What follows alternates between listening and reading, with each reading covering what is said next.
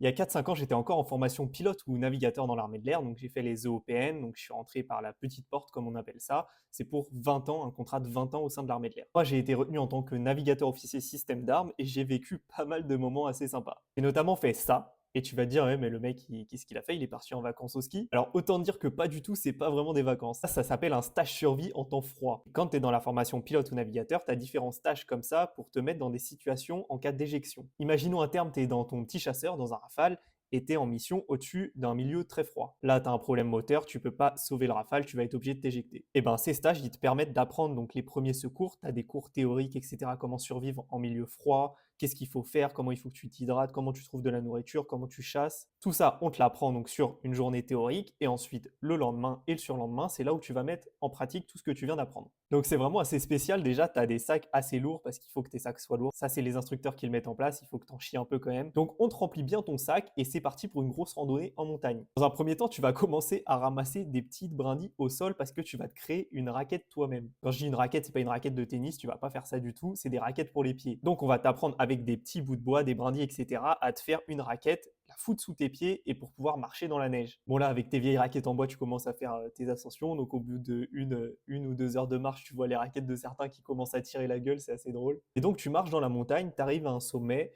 Et là, bon, déjà, il fait très froid, mais vu que tu viens de marcher, il faut éviter de suer pour pas que tu aies du gel dans tes affaires. Donc là, on va te demander de te mettre en calbut et d'aller te rouler dans la neige, de faire tout et n'importe quoi. Ça sert à quoi? D'après les instructeurs, ça sert à vite faire redescendre la température de ton corps parce que sinon tu vas transpirer. Donc en faisant ça, ça va permettre de ne pas transpirer. Ensuite, tu te rhabilles et on va sur un point où il y a beaucoup de neige. Là, on va te dire, ok, la mission elle commence, tu viens de t'éjecter et ici, tu vas devoir créer ton abri pour la nuit. Donc là, tu es en groupe de 3. Moi, j'étais avec 2 collègues, c'était hyper sympa. Et qu'est-ce que tu fais? Bah, tu commences à creuser avec tes mains un igloo. On t'apprend pas à faire des beaux igloos comme tu as l'habitude de voir partout là. Là, c'est vraiment, tu prends un flanc de montagne, tu as un bâton, tu le mets le plus loin possible dans la neige pour voir s'il y a du fond et tu vas creuser dans le flanc de la montagne. On t'apprend quelques techniques, donc il faut pas que ton igloo soit au même stade, que tu creuses au même niveau tout le temps. Il va falloir que tu fasses une marche comme ça.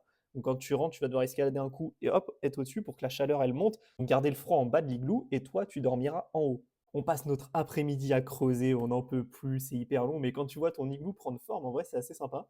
Et dans notre pactage, on a une bougie qui nous sert une fois allumée à gagner 1 degré dans l'igloo, tu vois. Donc là, avec les mecs de mon groupe, on se dit, bah vas-y, là il commence à faire froid, c'était le soir, il faisait nuit et tout, on va l'allumer. Il y en a un qui l'allume, la bougie elle s'éteint instant et ça fait de la fumée mais qui ne s'arrête plus et ça envahit tout l'igloo. On est obligé genre vers 22-23 heures de sortir, il fait hyper froid, de sortir de l'igloo et d'attendre 45 minutes comme des cons que la fumée est partie.